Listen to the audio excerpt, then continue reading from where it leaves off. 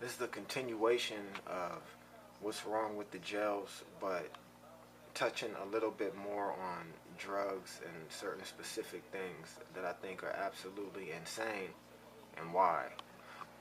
So another fact: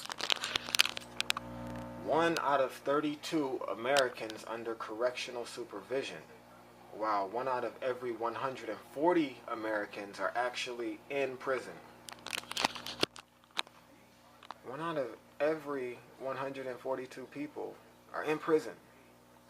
That is insane.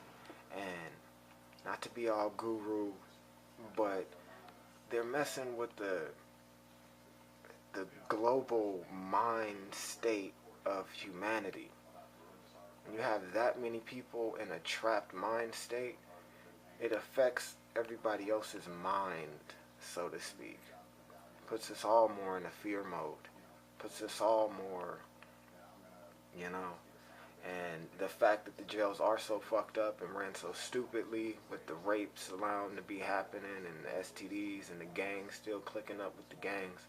Like I said, if you put them in those individual cells and just they had books and maybe they could listen to intelligent documentaries and people like Nelson Mandela and other intelligent people, they could lose some of that ghetto hoodness or whatever got them in there, because they would start to think more like the people that are writing the books and the people that are in the documentaries telling them real knowledge, instead of propagating their same stupid ways that those inmates around them think are cool. To say motherfucker and beat up and then have to, it all helps them fail when they have to be released back out into the real world.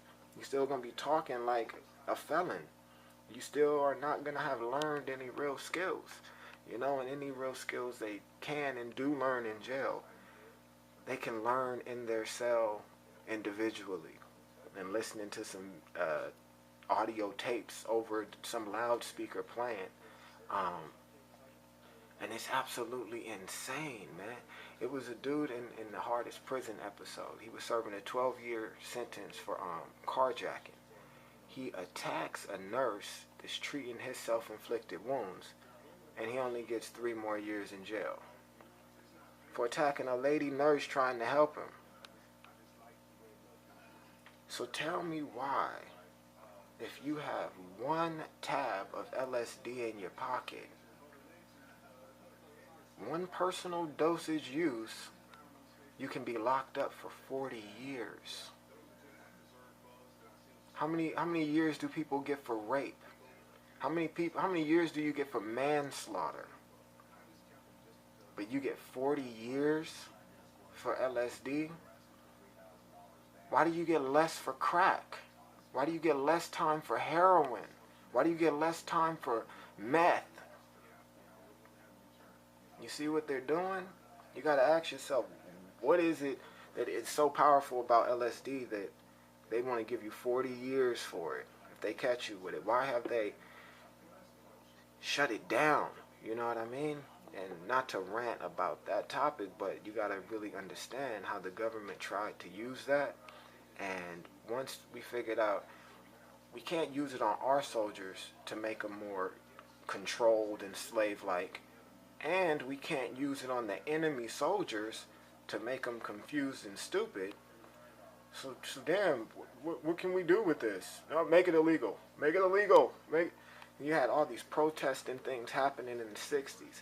You had the homebrew computer company Foreman out of Silicon Valley. You have Steve Jobs doing LSD, becoming a genius. You have Bill Gates messing with psychedelics. You have people waking up, is what you have. You have people asking questions that you don't want them asking.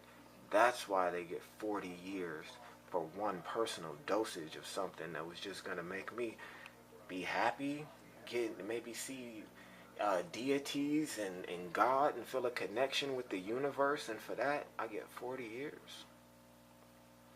We wouldn't even have our computers without LSD. They wouldn't be at the stage they're at because they wouldn't have been created when they were created. So that's my video, man. I hope people start waking up and do what we got to do. You know what I mean? Peace.